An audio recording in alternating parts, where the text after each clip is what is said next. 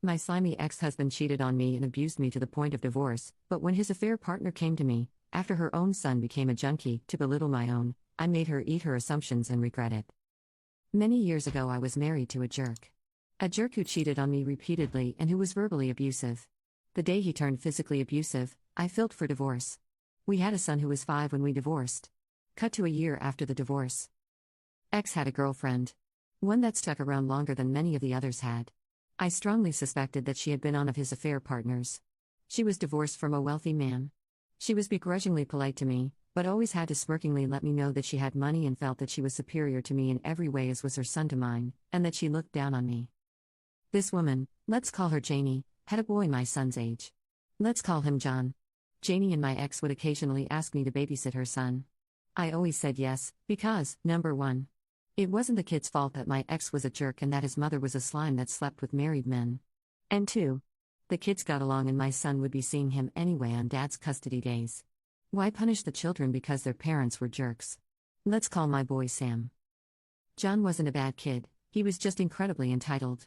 He once told me that I was poor because I cleaned my house myself and didn't have a maid.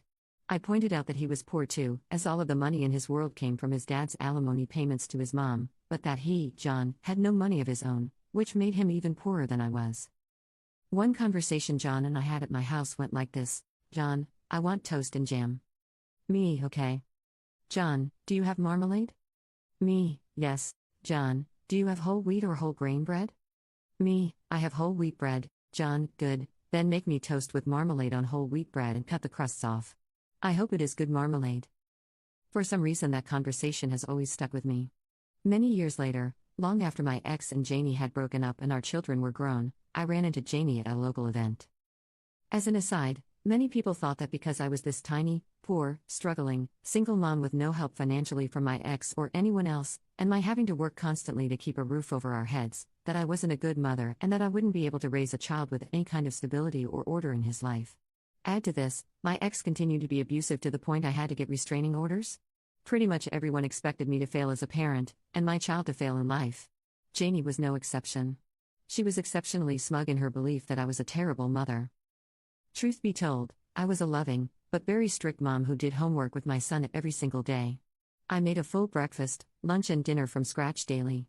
We ate together every night. I was always home and available for my son, and always very hands-on. I even worked an extra job to hire a math tutor when it seemed my son might be struggling with math. The tutor, who had his PhD in mathematics, told me that he thought my son was a genius. I thought he was joking, he wasn't. As it turned out, Janie's boy John had gone totally off of the rails. Far, far away from his marmalade days. With no life skills, John had turned to drugs, dropped out of school, had become an addict. He had been in and out of rehab, living on the street at times, but Janie still seemed to be enabling him. After telling me all of this, she condescendingly put her hand on my arm, leaned in and said, "Sam too?" Poor Sam, he was never very bright. I know he was terrible in school. While Sam was very, very bright, it was true, he had been awful in grade school through HS. In fact, he almost failed out of HS. I was in the office having meetings with the principal almost weekly. As it turned out, Sam was just incredibly bored. I leaned away from Janie, patted her shoulder, chuckled and said, "Well, actually, Sam has 3 STEM degrees. He did his undergrad with a double major in physics and astronomy, thinking he was going to be an astrophysicist. He graduated with I think a 4.3 in both, but then changed his mind about his career path and got his advanced degree in nanophysics.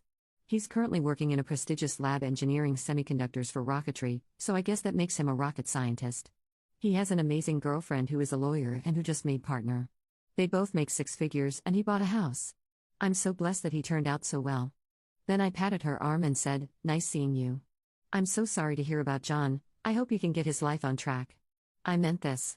He was a sweet kid, okay, lie, but I couldn't be mean with his situation.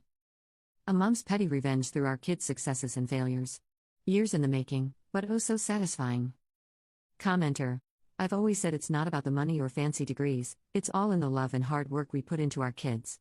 Take my husband for instance, he's a high school dropout, but our daughter swears by his pancakes. As a mom, though, hearing this woman's story just warms my heart.